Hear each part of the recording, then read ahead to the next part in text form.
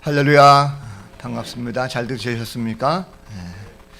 오늘도 아침에 오신 분들 진심으로 사랑하고 축복합니다. 오늘도 딱딱한 의자가 아니라 하나님께서 은혜 주시고자 우리 부르신 줄 믿습니다. 함께 은혜 받는 시간 되었으면 좋겠습니다. 한 젊은 엄마가 어린이집과 유치원에 다니는 세 아들이 있었답니다. 이름이 철수, 영수, 현수 세 명이라는데 이 세 명을 태우고 이제 아침에 어린이집하고 유치원 보내야 되니까 굉장히 바쁘게 움직이겠죠. 안전띠를 채우고 이제 출발하는데 아이들이 일제히 막 떠들기 시작하더랍니다. 그래서 엄마가 하는 말이 철수가 그래도 제일 형이니까 먼저 철수부터 차근차근 얘기하라라고 시켰답니다.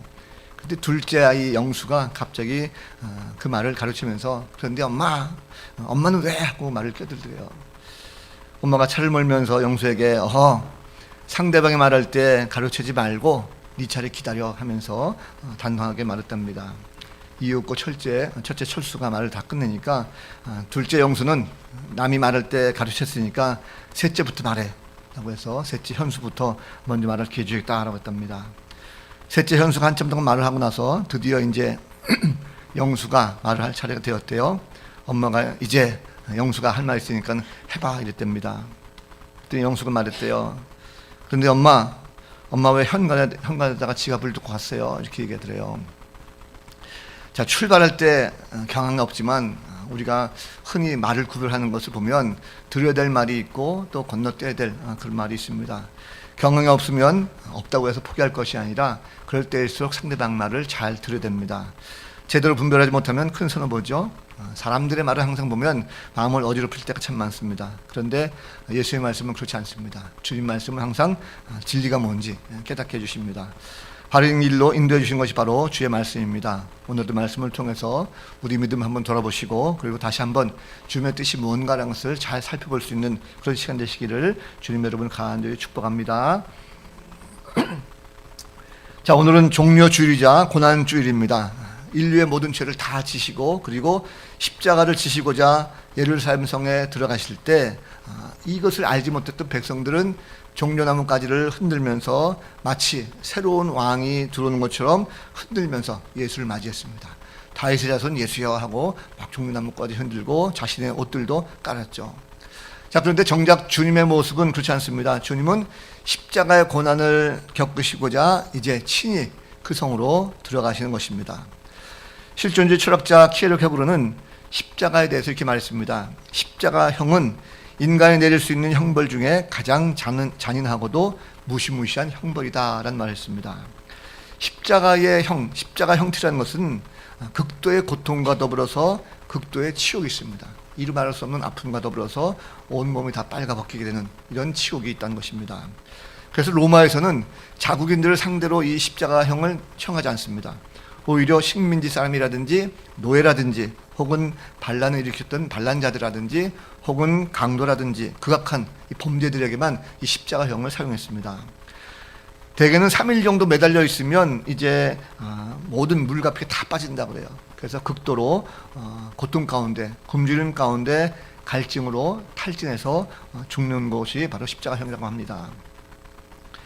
도중에는 실성까지 했다가 죽는 경우도 많다고 그래요. 제정신이 아니죠. 오죽했으면 십자가에 달린 그 사람은 천가의 죽음으로 죽는다라고는 이런 말을 했겠습니까? 자, 십자가형을 당하는 이 죄수들에게 자비를 베풀 수 있는 유일한 방법은 빨리 죽게 하는 것이랍니다. 큰 망치를 가지고 그 사람의 몸을 쳐가지고 뼈를 부러뜨리고 해가지고 빨리 죽게 만드는 법, 이것이 바로 그에게 베풀 수 있는 유일한 아량이라고 그래요.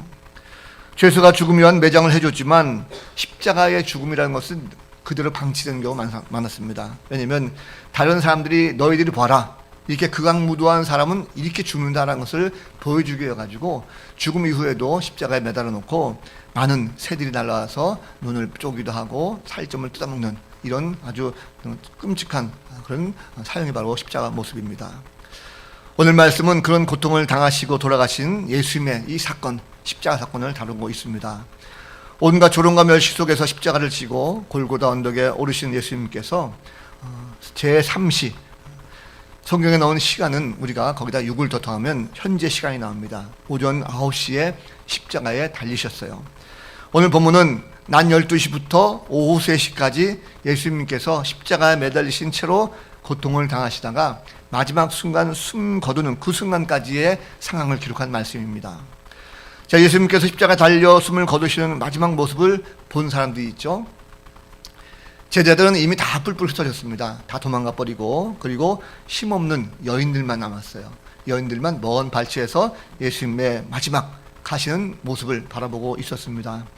감히 십자가 앞에 가까이 다가올 사람이 누가 있겠습니까? 저 사람과 한패다라고 한다면 자기도 죽을 수 있으니까 감히 서지 못했죠. 자, 그런데 그 중에 가장 가깝게 있었던 한 사람이 있습니다. 오늘 말씀에 바로 나타나는 이 사람이 로마의 백부장이었습니다. 이 백부장은 예수님께서 마지막으로 큰 소리를 지르시고 숨질 때까지 그 마지막 모습을 보시고, 그리고 이 사람은 진실로 하나님의 아들이었다라고 그가 고백합니다. 자, 이방인이었던 백부장이 어떻게 이 피지배 국가의 한 청년, 그것도 십자가에서 죽는 아주 극악무도한 그 청년의 모습 보면서 어떻게 이 사람은 진실로 하나님의 아들이었다라고 고백할 수가 있겠습니까? 도대체 주님께서 무슨 소리를 지르셨기에 그 소리를 듣고 그가 이런 고백을 했느냐는 것입니다.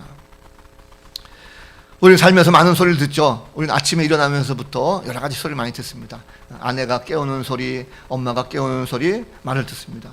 직장에 나가면 여러 가지 상사의 말을 듣기도 하고 또 동료들의 말을 듣기도 하죠. 퇴근 후에는 친구들 만나서 좋은 이야기도 많이 나눕니다. 그런데 아침부터 저녁 때까지 우리는 수많은 이야기를 듣고 수많은 소리를 다 듣습니다. 그런데 그것을 다 믿진 않죠. 확실하게 믿는 사람이 아니면 말을 듣지 않습니다. 아무리 말을 많이 한다 할지라도 그걸 인정해 주지 않습니다. 요즘은 사회가 굉장히 불신사하게 됐습니다. 아무리 친한 사람이라 할지라도 잘 믿지 않죠. 심지어 부모님의 말이라 할지라도 잘 듣지 않습니다. 하물며 사람과 사람 사이의 말도 제대로 안 되는데 종교적인 것은 더하지 않겠습니까? 자신들이 믿고 있는 신들에 대해서 잘 알지 못하는데 타 종교에 대해서 그 사람들이 믿는 신을 내가 믿겠다 하는 경우가 많지 않습니다. 진리가 무엇인지 모르는 그런 사람들은요, 서로 내가 믿는 신, 그것이 진리인 줄 알고 그것만을 오히려 전하는 이 모습이 많이 있습니다. 근데 아무리 말을 해도 상대방이 그것을 받아들이는 경우는 많지가 않죠. 자, 로마 백부장이 그런 사람입니다. 이미 군인이었고 로마인이었어요. 명령에 살고 명령에 죽습니다. 그는 상관의 명령만을 듣습니다. 특별히 피지배 국가였던 이스라엘 사람들 말에 귀를 기를 필요가 없는 거죠. 사람들 볼 때 제대로 인간 대접을 하겠습니까? 그렇지 않습니다. 노예와 같은 유대인들을 결코 잘해주거나 잘해주고 싶은 생각도 별로 없었습니다. 때로는 뭐 그런 사람도 있었겠죠. 자신을 좀 잘 봐달라고 해서 부탁한 사람들도 있었을 것입니다. 그러나 뭐 별 개의치 않는 것이 바로 로마 백부장의 신분이었습니다. 자, 그는 십자가에 달리신 예수님을 처음부터 봤어요. 끌려올 때부터 상황을 봤습니다. 제사장들과 백성들이 분노하면서 이 죄인을 십자가에 달라 했을 때, 야, 도대체 얼마나 큰 죄를 저질렀으면 이렇게 십자가에 달려 죽을까? 그저 중죄인 중에 하나다라고 생각을 했을 것입니다. 죽을 만한 죄를 지었기 때문에 그에 합당한 형벌을 받는 거야 라고 생각했을 것입니다. 어차피 죄를 짓고 죽는 인생이니까 별 관심을 두지 않았을 거예요. 자, 백부장은 자신이 믿고 있는 로마 황제가 곧 신이었습니다. 황제의 말에 의해서 자신이 성공할 수도 있고 죽을 수도 있습니다. 그저 황제에게 충성을 다했고, 또 뿐만 아니라 로마에는 많은 신들이 있기 때문에 그저 자신이 맡은 일에 대해서 최선을 다했을 뿐입니다.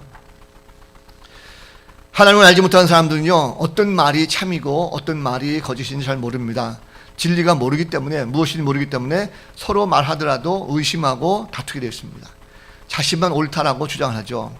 자, 거짓을 놓고 서로 갈등하고 다투고, 결국 사회라는 것이, 인생이라는 것이 싸우다 보면 힘 있는 자가 승리하게 되고 그 사람의 말을 들어야만 됩니다. 그러다 보니까 그 사람의 진리가 아니라 그 거짓임에도 불구하고 또 다른 거짓으로 나락으로 빠지는 이런 경우가 참 많습니다. 인간의 생각이라는 것은 편협합니다. 진리를 모르고 거짓에 매여서 흘러가게 되어 있습니다. 사탄은 바로 이것을 교묘하게 이용하죠. 인간은 처음에 하나님과의 관계 속에서 하나님의 소리를 들었습니다. 그런데 죄를 범하고 나서 하나님과 단절되어졌고, 그리고 영원한 형벌에 빠질 수밖에 없는 그런 존재가 말았습니다. 사단은 그럴 때 항상 우리를 미혹하고 엉뚱한 소리를 듣게 해서 우리가 죄로부터 빠져나오지 못하도록 우리를 옹감하는 그런 모습이 많이 있습니다. 그러나 하나님을 믿는 자들은 예수님의 소리를 듣게 하십니다. 제 예수님이 십자가에 달려 계시면서 소리를 내셨어요. 다른 사람들은 그 소리가 무엇인지 알지 못했습니다. 그냥 죽어져가는 하나의 사형수가 마지막 그냥 발악하는 정도 그 소리로 여겼습니다. 그런데 백부장은 그렇지 않았다는 거죠. 백부장은 그 소리를 들었습니다. 예수님의 큰 소리를 들었다라고 했습니다. 과연 예수님께서 큰 소리를 지르셨을 때 그 소리가 무엇일까라는 것입니다. 한편으로 보면 예수님께서 도대체 마지막 돌아가실 때 그 소리가 큰 비명이라도 지르신 것입니까? 아니면 자기를 그렇게 만든 사람, 모든 사람들을 원망하는 하나의 탄식이고 원망이었습니까? 가만히 생각해보면 정말 주님께서 이렇게 큰 소리를 지르셨을까라고 하는 의구심이 생깁니다.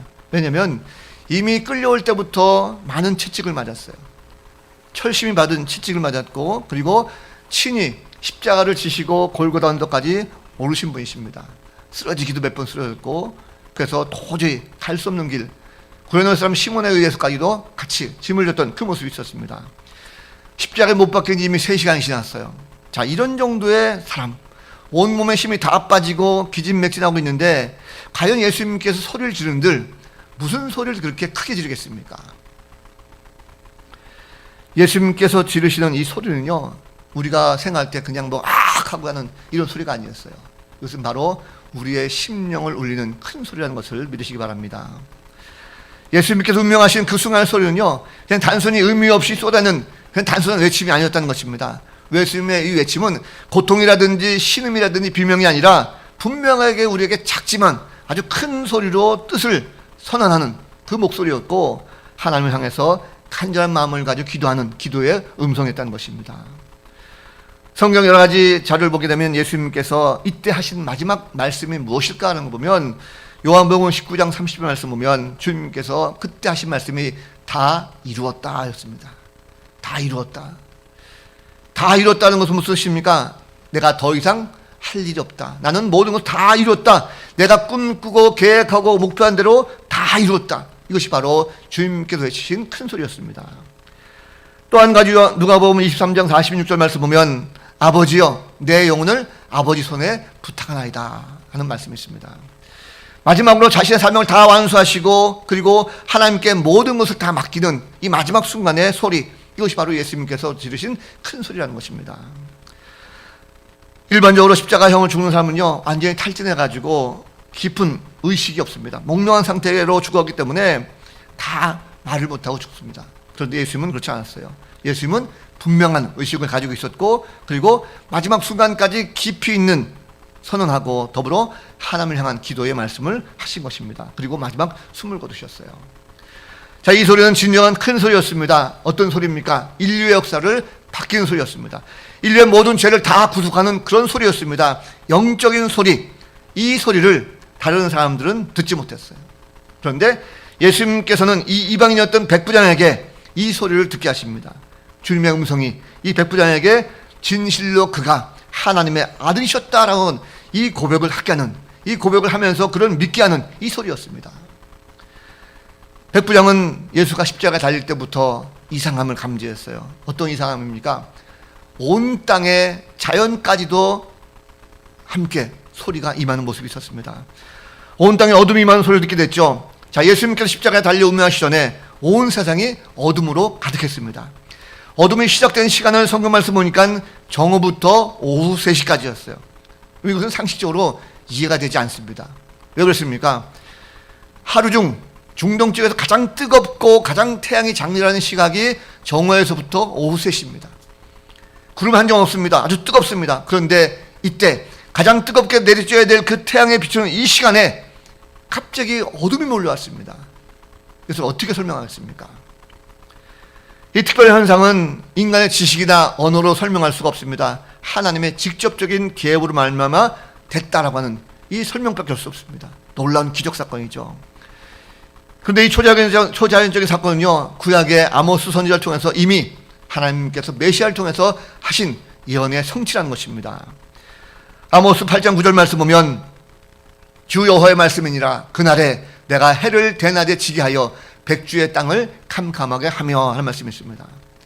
온 땅에 임한 갑작스러운 이 어둠은 예수님의 죽음을 미리 알고 있었고 성경이 예표된 대로 메시아의 죽음을 알리는 하나의 어마어마한 사건이라는 것입니다. 자, 이 사건을 많은 사람들이 보았습니다. 아마도 예수님을 죽이고자 앞장섰던 많은 사람들, 예수님을 조롱했던 그 사람들, 매우 충격적인 모습을 받았을 것입니다. 왜 그렇습니까? 예수님의 죽음과 동반된 이 현상은 바로 저분, 십자가에 달려 돌아가신 그 예수님께서 진정으로 하나님의 아들이었구나라는 것을 분명히 증거하는 것 때문에 그렇습니다. 이 로마 백부장은 그 사실을 보고 예수님은 평범한 분이 아니었다는 것을 그가 깨닫게 됩니다. 이런 믿음이라는 것은 기적을 보게 만듭니다. 예수님은 단순한 이 사회의 4대 성인 중에 한 분이 아니세요. 그분은 온 세상을 창조하시고 다스리시는 바로 하나님의 본체이십니다. 예수님을 올바르게 믿고 우리는 그분의 말씀을 들어야 될 것입니다. 주님은 지금도 우리에게 필요한 말씀을 하고 계십니다. 자연 현상을 통해서도 주님께서 살아계심을 우리에게 알려주시고 계시고, 그리고 주의 말씀을 우리 가운데 듣게 하십니다. 지금 보면 화창 봄날이죠. 아마 어제 오늘 벚꽃이 만개해가지고 화려하게 자태를 드러난 줄 알고 있습니다. 많은 사람들이 오늘도 벚꽃을 보러 나갔어요.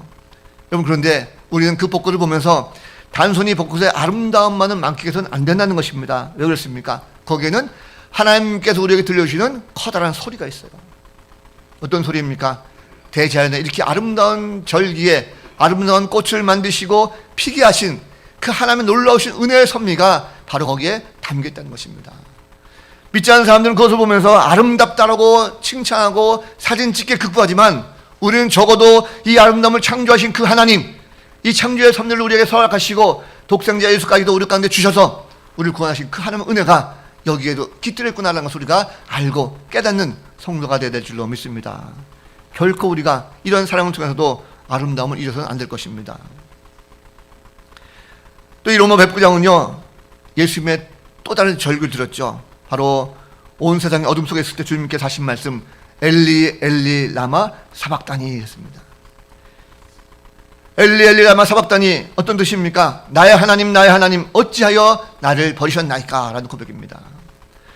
예수님은 하나님의 독생자이십니다. 이 땅에 오셔서 하나님 뜻대로 다 행하셨어요. 그래서 사명을 다하고 마지막 순간에 구원의 완성을 하는 그 현장 속에 성부 하나님 아버지로부터 철저하게 외면당하셔요.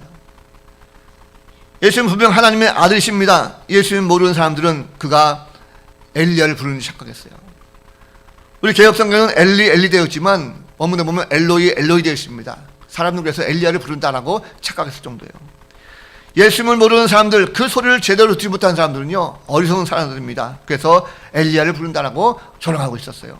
그런데 백부장은 그렇지 않습니다. 백부장은 예수님이 하나님을 향해서 외치시는 그 절기를 통해서 정말 참 하나님이 누구시구나라는 것을 그가 알게 되었고 믿게 됐습니다. 그동안 자신이 참이라고 믿었던 모든 신들은 다 헛것이고 진정으로 나의 모든 죄를 다 사하시고 구원을 위해서 오신 메시아가 바로 지금 저 현장 속에서 엘리 라마 사박다니 외치고 있는 그 주님의 모습을 보면서 그분이야말로 진정으로 하나님의 아들이었다라고 하는 그 고백을 이 로마 백부장이 하게 됐다는 것입니다. 그러면 세상의 진리는 하나입니다. 한 분이신 바로 예수 그리스도밖에 없습니다. 오직 예수만이 우리를 구원의 길로 인도하시고 선한 길로 인도해 주십니다. 헛되고 헛된 길 바로 끊고 우리가 예수를 통해서 구원의 참된 기쁨을 누릴 수 있는 성도가 되어야 될 줄로 믿습니다. 우리가 정말 예수를 믿습니까? 우리가 믿음을 다시 한번 좀 점검해 보시기 바랍니다. 어쩌면 우리는 예수를 믿는다라고 하면서도 우리의 믿음은 거짓된 것으로 살아갈 때가 참 많이 있습니다. 우리의 믿음도 거짓을 버리고 신실한 믿음으로 자라는 성도가 되야 될 것입니다. 이런 얘기했습니다. 1988년도에 열린 미국의 그래미상 시상식이 있었는데 당시의 신인으로서 굉장히 큰 인기를 누렸던 독일의 빌리 바닐리라는 그룹이 있었습니다. 이 그룹이 공연하고 있었어요. 그런데 갑작스럽게 뜨겁게 호응하면서 노래 막 부르고 있다가 음향사고가 일어났습니다. 음악이 딱 끊겼어요. 노래가 끊겼습니다. 그랬더니 이 빌리 바닐라 그룹이 노래를 못 부르는 거예요. 핑계댔습니다. 오늘은 내가 목이 좋지 않아서, 우리가 목이 좋지 않아가지고 이날만 립싱크를 했습니다라고 주장합니다. 그런데 평소 주님께 잠시 쉬어라고 사인하신 것 같아요.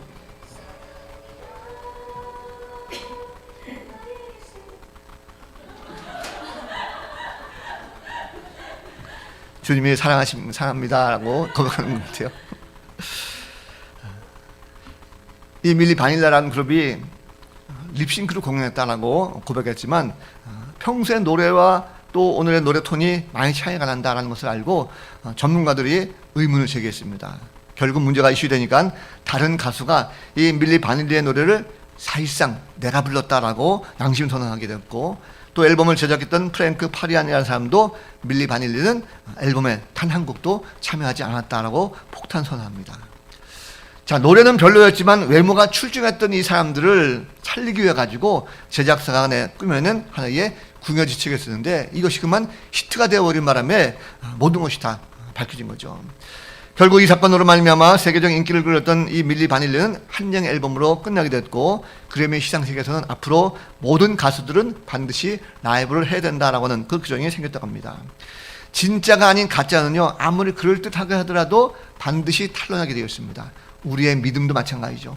우리가 눈으로 보고 입술로 고백은 하지만 정말 내 마음속에 예수를 확실하게 믿는가라는 것을 돌아보면서 이 믿음의 고백이 확실치 않으면 우리의 가짜 신앙은 얼마든지 탄로날 수가 있다는 것입니다.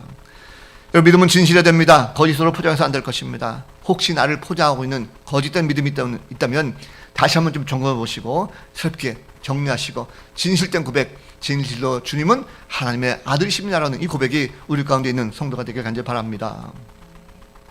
또 한 가지 기적이 일어났죠. 성소의 휘장이 찢어지는 이 소리를 듣게 됐습니다. 자, 하나님의 임재를 상징적으로 여겼던 처소에서 성전에 있는 바로 지성소에 있는 휘장이 찢어졌습니다. 이것은 그리스도의 죽음과 관련돼서 매우 중요한 의미가 있습니다. 성소의 휘장이라는 것은 성소와 지성소의 사이에 휘장이 있습니다. 그 사이를 가로막는 것입니다. 그런데 위로부터 아래로 순식간에 찢어졌다는 것은요, 자연스러운 상태에서는 일어날 수가 없는 일입니다.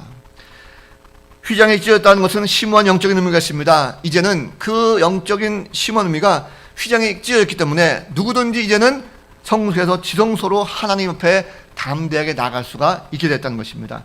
예수님께서 우리를 대신하여서 대속제물을 지셨기 때문에 이제는 제사 없이도 우리는 하나님께 나아가는 새로운 길이 열렸다라는 것입니다. 여기 예수님은 본래 하나님과 본체십니다. 그분은 우리가 믿어야 될 믿음의 대상이십니다. 주님은 태초부터 하나님과 함께 하셨어요. 온 세상을 말씀으로 창조하실 때 성부, 성자, 성령 삼위일체 하나님께서 함께 계셨습니다.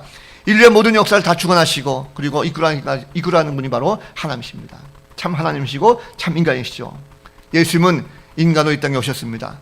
하나님을 믿지 못하고 타락한 인간은 하나님과의 관계가 단절되는 말미암아 구원의 길이 막히고 말았습니다. 아무리 선한 행위를 하고 아무리 노력을 해도 결코 인간은 구원받지 못하는 존재로 전락하고 말았습니다. 그런데 하나님 우리를 절대 포기하지 않으셨어요. 우리를 사랑하시되 너무나도 사랑하셨습니다. 죄의 구렁텅이 속에 빠져 헤매는 모습 보시고 매우 안타깝게 생각하셨어요. 그래서 하나밖에 없는 독생자 예수 그리스도, 그분을 이 땅에 보내신 것입니다. 예수님은 완전한 인간이지만 죄가 없으십니다. 그 주님이 우리를 위해서 제물 되셨어요. 십자가를 선택하신 것입니다. 주님이 지으신 죄가 없습니다. 주님 죄 때문이 아니라 바로 우리의 죄, 여러분과 나의 죄로 말미암아 친히 주님은 십자가 지시고 골고다 언덕까지 올라가셨어요. 마지막 죽기까지 주님은 사명을 다하셨습니다. 십자가는 우리를 향한 하나님의 사랑이 완성된 곳입니다. 예수 그리스도께서 돌아가시고 말미암아 하나님께서 우리에 대한 그 하나님의 사랑을 확실하게 증거해 주셨습니다. 로마서 5장 8절 말씀 보면 이런 말씀이 있습니다. 우리가 아직 죄인 되었을 때에 그리스도께서 우리를 위하여 죽으심으로 하나님께서 우리에 대한 자기의 사랑을 확증하셨느니라. 이제 우리는 예수를 믿음으로 말미암아 죄사함 받고 그리고 하나님의 자녀가 되었습니다. 십자가 위에서 마지막 외침은 바로 우리를 향한 바로 주님의 놀라운 구원의 큰 소리였습니다. 예수님의 큰 소리는 십자가를 죽음의 앞에 두고 마지막으로 한 외침이었습니다. 이러한 마지막 큰 소리는 세상을 끝마칠 때 주님께서 하셨던 그 소리가 바로 우리의 입에서 나와야 될 큰 소리라는 사실입니다. 우리가 마지막 세상을 떠날 때 우리 입에서 무슨 고백을 하겠습니까? 주님의 마지막 그 큰 소리처럼 우리도 내 인생 살면서 내게 맡겨진 모든 사명을 다 이루었다. 주님, 내 영혼을 주님께 부탁합니다. 내 영혼을 받아주옵소서. 이러한 큰 소리의 고백이, 예수님의 고백이 오늘 이 시간 나의 고백이 되어야 될 줄로 믿습니다. 큰 소리는 마음을 움직이는 소리입니다. 영혼을 감동시키는 소리입니다. 단순히 소리를 크게 지른다고 해서 큰 소리 아닙니다. 심령을 변화시키는 소리, 그 소리가 큰 소리입니다. 죄인의 모습에서 구원받은 백성의 모습으로 바꾼 소리입니다. 믿음은 구원의 소리를 큰 소리로 듣게 만들어줍니다. 자그마한 소리 할지라도요, 삶을 변화시키는 소리, 그 소리가 바로 큰 소리입니다. 지난 주 중에 손녀딸 주아를 제가 잠깐 보게 된 그런 때가 있었어요. 잠깐 봐주는데 저녁 때가 되다 보니까 이 아이가 갑자기 스파게티가 먹고 싶다 그래요. 스파게티를 먹고 싶다 그러는데 주변을 검색해 보니까 양평동에 있는 롯데마트 그 푸드코트에 스파게티가 있더라고요. 그래서 가서 사주고 맛있게 먹었습니다.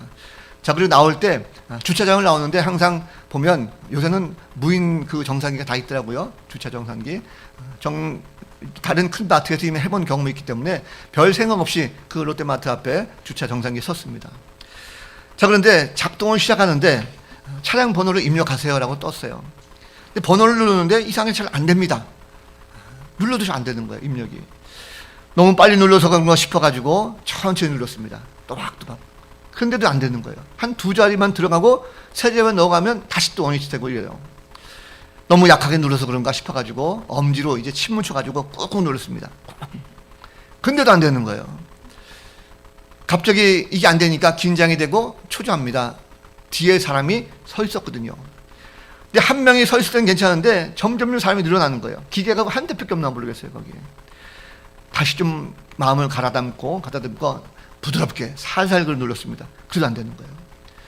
기다리는 사람이 점점 많아집니다. 처음에 한 명일 때는 별로 긴장하지 않고 몰랐어요. 그런데 5명 정도 늘어나게 되니까 마음이 뭔가 초조하고 식은땀이 나고 막 사람이 떨게 됩니다. 어떡할지 몰라가지고 막 이러고 있는데 제 뒤에 있던 한 젊은 여자가 나지막하게 저한테 이런 소리를 내는 거예요. 손톱으로 눌러보세요. 이러는 거예요. 저는 그 소리 듣고 정말 어마어마하게 큰 소리를 들었습니다. 그래서 손톱으로 이렇게 눌렀더니 되는 거예요, 그게. 이런 방법이 있었구나라는 걸 들었고, 정말 신기하게도 손톱을 누르니까 금방 됐습니다. 여러분, 크다고 해서 큰 소리가 아닙니다. 작고 나지막하게 속삭이지만 그 말이 누군가에게 문제가 해결되는 것이고 누군가에게 생명을 건지는 말이라면 그것이 바로 큰 소리인 줄을 믿으시기 바랍니다. 우리는 죄의 문제를 도저히 풀 수가 없었어요. 죄에 관해서는 우리가 아무리 큰 소리를 지른다 할지라도 도저히 해결할 수 없었습니다. 그런데 예수님께서 이것을 해결해 주셨어요. 예수님이 왜 죽으셨습니까? 예수님은 죄로부터 말미암아 우리를 구원하시려고 십자가를 지셨고 당신의 생명을 희생하셨어요. 금세 위대한 신학자였던 바우먼 박사가 인도에 가서 캘카타 지역에 선교할 때 한 노파가 길에서 이렇게 얘기하는 것을 듣게 됐답니다. 두 노인이 있는데 서로 친구들끼리 사이였대요. 한 노인이 말했답니다. 그 한 친구에게, 예수 믿는 친구 같았어요. 이 친구에게 말했답니다. 여보시, 자네는 우리가 믿는 힌두교는 수억 개의 신이 있어. 수억 개의 남신이 있고 여신이 있는데 그 수억 개의 신으로도 자네는 만족을 못하나? 왜 기독교를 믿지? 라고 물었대요. 그랬더니 그 예수 믿는 이 친구가 하는 말이, 그래, 그 수억 개의 힌두교의 신이 있지. 그런데 그 가운데 나를 위해 죽은 신은 아무도 없어 라고 그가 말했다는 것입니다. 이게 바로 예수님의 사랑이죠. 예수님만이 나를 위해서 십자가에 돌아가신 유일한 진정한 구세주라는 것을 우리가 잊어서는 안 될 것입니다. 이것이 바로 기독교의 핵심입니다. 이 목적을 가지고 주님은 인간으로 오셨고 십자가에 달려 돌아가신 것입니다. 이제는 누구든지 예수를, 그리스도를 믿으면 구원을 받습니다.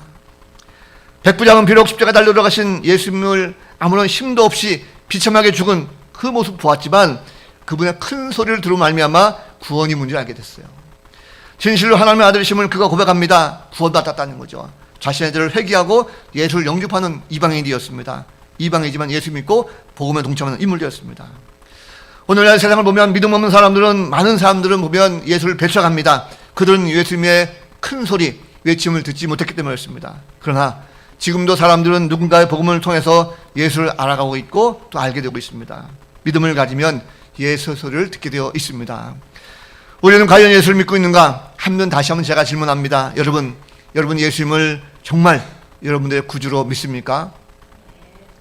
이 질문은 매우 평범한 질문인 것 같지만 굉장히 심각한 질문이기도 합니다. 왜냐하면 감리교 창시였던 존 웨슬리 목사님이 미국에서 선교 생활을 하다가 실패하고 돌아오는 길에 배 안에서 모라비안 교도들을 만났어요. 그런데 그들의 평안함을 보고 이후에 그들과 많은 교류를 가졌습니다. 한 번은 그가 이 모라비안 교도의 지도자였던 스펜 캐버그 목사님에게 찾아가서 내가 선교사로서 뭘 해야 될까? 나에게 좀 충고해 주십시오라고 했을 때 그 목사님이 웨슬리에게 물었던 질문이 바로 이 질문이었어요. 당신은 예수님을 당신의 구주로 믿습니까? 웨슬리가 제대로 대답을 못했다 그래요. 왜 그렇습니까? 정말로 나는 형식적으로 십자가에 달려 돌아가신 예수님만 바라볼 뿐이지 그의 음성을 듣고 그 음성을 내 마음속에 새기고 그 음성 가운데 내가 진실로 주님 맞습니다, 내가 주님을 나의 구주로 고백합니다, 이 확실한 고백이 우리 가운데 있느냐라는 것입니다. 웨슬리가 바로 그것을 고민했어요. 이 질문 결코 쉬운 질문 아닙니다. 우리가 마음속에 다시 한번 주님 그렇습니다, 나는 주님을 믿습니다 라고는 이 고백이 있어야 할 것입니다. 믿음이 있다고 한다면 언제나 어디서나 어떤 상황이든지 십자가 지신 그 예수님을 나의 구주로 고백하는 성도가 되어야 될 줄로 믿습니다. 말씀을 정리합니다. 사랑하는 성도 여러분, 오늘은 종료주일이고 또 고난주간이 시작됩니다. 예수님은 온 인을 구원하시고자 십자가 위에서 돌아가셨어요. 주님의 돌아가심은 온 자연까지도 슬펐던 사건입니다. 빛을 잃고 어둠으로 가득했던 자연의 소리가 그 속에 있었어요. 또한 우리는 주님의 음성을 들어야 됩니다. 십자가에서 외쳤던 절규를 들어야 됩니다. 마지막 순간까지 철저하게 아버지로부터 외면당했던 그 고독의 소리가 바로 우리를 위해서 구원하시기는 바로 하나님의 놀라우신 사랑이었다는 것을 우리가 결코 잊어서는 안 될 것입니다. 이전 십자가 사건으로 성소의 휘장이 위에서 아래로 찢겨졌습니다. 단절됐던 하나님의 관계가 이제 회복되었습니다. 은혜의 보좌 앞으로 담대히 나갈 수가 있게 된 것입니다. 이번 한 주간 동안은 우리가 주님의 고난을 묵상하면서 경건하게 보냈으면 좋겠어요. 수시로 기도하면서 주님 가신 그 십자가 길을 조용히 한번 따라가 보는 그런 시간 되시기 바랍니다. 적어도 우리가 이번 고난 주간만큼은 한 끼 이상 좀 금식하시면서 이런 주님의 고난에 동참했으면 좋겠습니다. 고난 주간마다 우리가 새벽 기도를 지금 하고 있는데 사순절 특별 새벽 기도 이제 마지막 한 주간 남았습니다. 고난 주간이 의미 있는 그런 기도가 될 수 있도록 많이 참여해 주시고, 그리고 고난 주간을 잘 보내셔서 한 주간 동안도 기도로 승리하는 복된 성도들 다 되시기를 우리 구주 예수 그리스도 이름으로 간절히 축원을 드립니다. 아멘. 기도하겠습니다. 우리 가운데 큰 소리로 말씀하신 주님을 마음속에 담습니다. 죽을 수밖에 없었던 저희 죄인들이지만 오히려 주님께서 친히 인간이 되셔서 오셨고 죽기까지 사랑하셨기에 우리가 구원받음을 믿습니다. 이제 우리 입술로 예수 그리스도를 믿고 구원받은 백성임을 확실하게 선포할 수 있는 거룩한 주의 백성들 되게 하여 주옵소서. 이제는 아직도 복음을 알지 못한 많이들에게 복음을 들고 가서 주님이 우리에게 하셨던 큰 소리를 다시 한번 전하게 하시고 예수의 복음을 통하여 온 세상이 변화될 수 있는 놀라운 역사가 있게 하여 주옵소서. 함께 하심을 감사하고 예수 그리스도 이름으로 간절히 기도하옵나이다. 아멘.